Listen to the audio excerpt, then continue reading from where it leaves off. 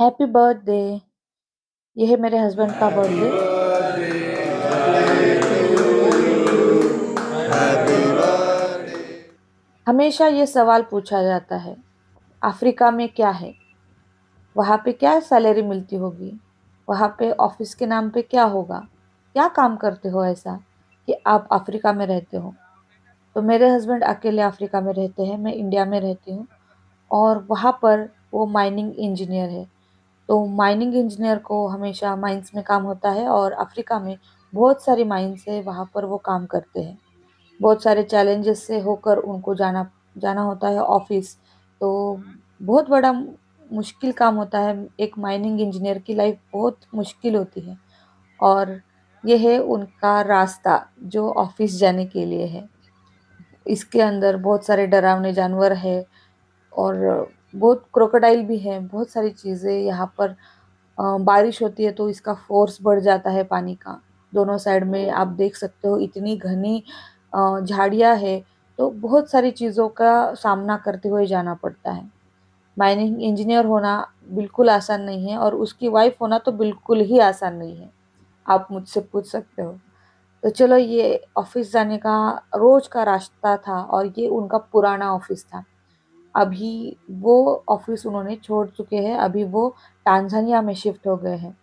Tanzania की video आ रही है, लेकिन बहुत सारे लोग क्वेश्चन पूछ रहे थे कि कौन सा ऑफिस है, कैसे जाते हो, वहाँ पे सैलरी कैसे मिलती है। तो सैलरी उनको मिलती है यूरो के हिसाब से और सैलरी अच्छी खासी है, इसीलिए तो ये सारे खतरों से लड़कर ऑफिस जाना होता है। और उनको पसंद भी है कि झाड़ियाँ हो, नदी हो, इन्वायरमेंट बहुत अच्छा हो। जल्दी ही हम एक साथ रहने के लिए आ जाएंगे, तो तब तो बहुत अच्छे अच्छे व्लॉग्स आपके साथ शेयर करूँगी। तो अभी ऑफिस चलते हैं। क्या ऑफिस है? और खुले आसमान के नीचे माइनिंग इंजीनियर का ऑफिस होता है। वहाँ पे ब्लास्टिंग होती है, बहुत सारे खतरे होते हैं, बहुत सारे चैलेंजेस होते हैं और बिल्कुल भी आसान नहीं होती माइनिंग इंजीनियर की लाइफ। तो चलो, मैं आज आपके साथ माइनिंग इंजीनियर की लाइफ शेयर करती हूँ।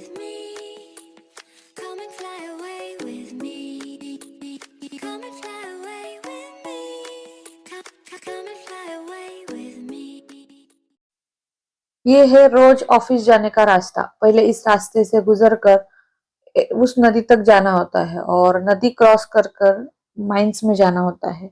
ये हमेशा का था और रास्ते में कभी हाथी दिख जाते थे, कभी बहुत अलग अलग तरह के पक्षी देखने के लिए मिल जाते थे। और सेफ्टी का अगर बात करें तो वहाँ के जो लोकल लोग हैं वो हमेशा साथ में रहते थे। उनको ज्यादा नॉलेज होती है कि किस कंडीशन को कैसे टैकल करना है।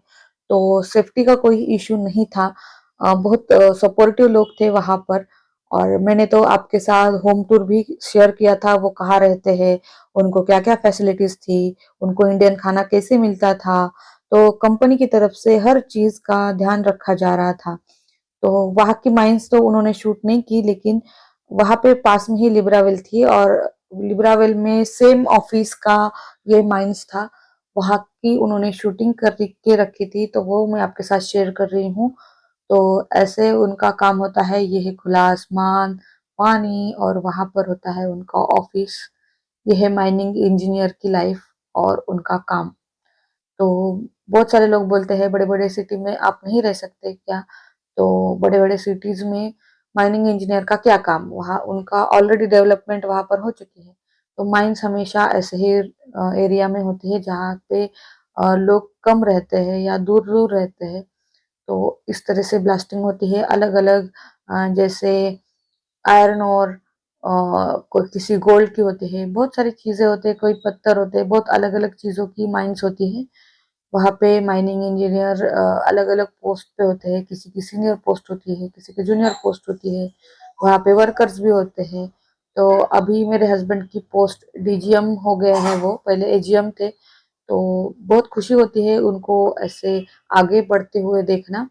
तो वहाँ पे कुछ कल्चरल प्रोग्राम भी होते थे, जैसे कि छोटे छोटे स्मॉल स्केल्स वाले जो बिजनेस है या बड़े स्केल वाले बिजनेस है, उनकी झांकियाँ निकलती थी।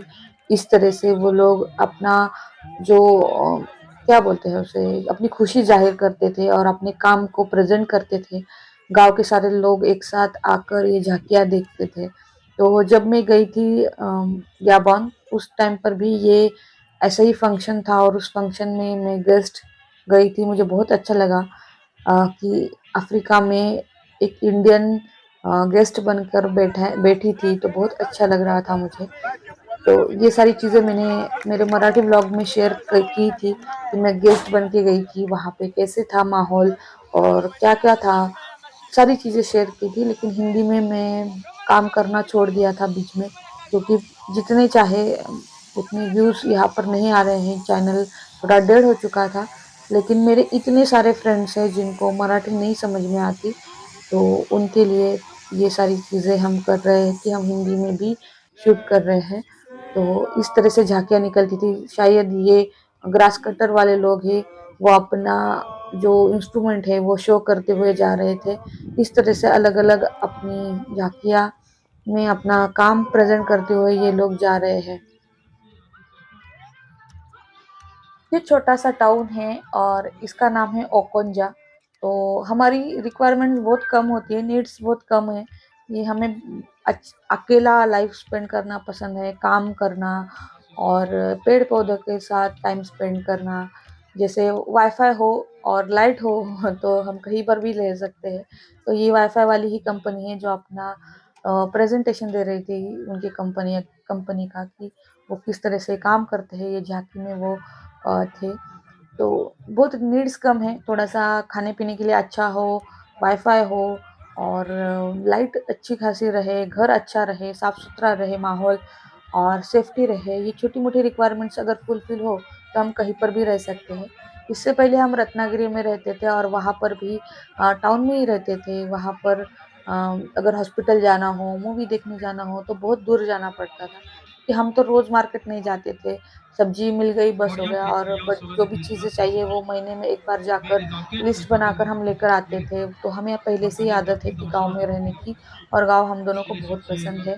तो बहुत सारे लोग हमें बहुत आश्चर्य से पूछते थे कि आपको वहाँ पे अच्छा लगता है ओखंजा में? जब मैं गई थी 1 महीना रुकी थी वहाँ पर, बहुत लोग पूछ रहे थे, "ओखंजा में अच्छा लगता है? अच्छा लगता है?" हाँ भाई, अच्छा लगता है।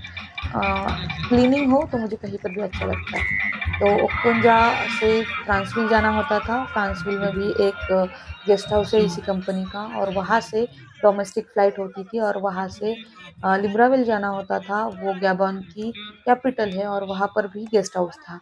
तो वहाँ पे रुक कर फिर अदीस अबाबा के लिए फ्लाइट होती थी।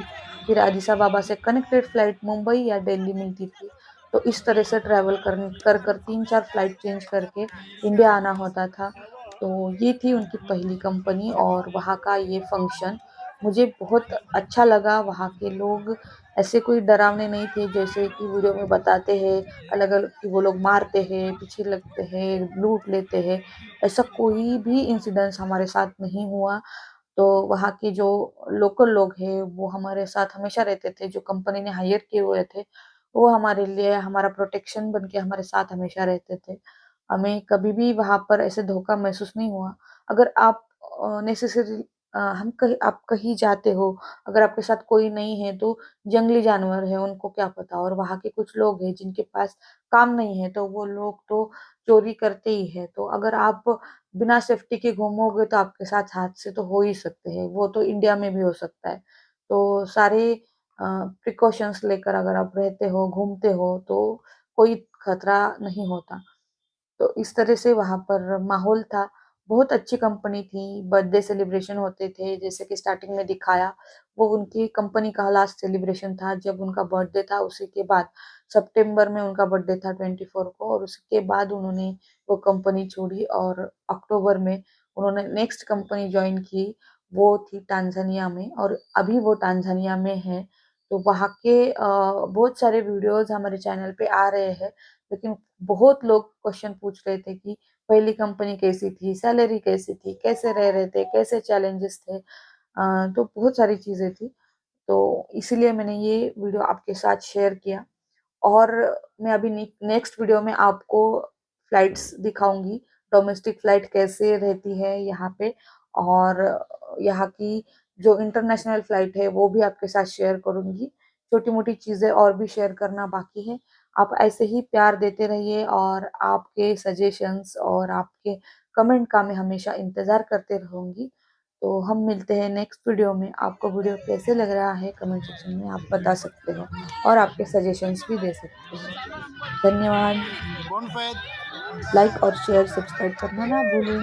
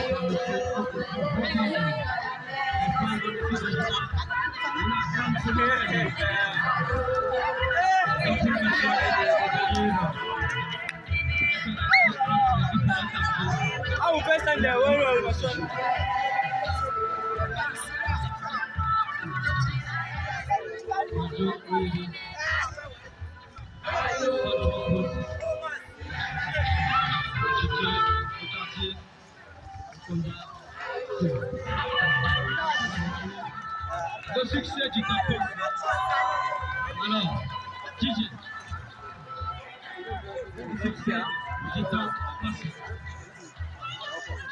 Régi par, accompagné de la des sapologistes. Voilà. On acclame le sapologistes. Le sapologistes français. Le sapologistes.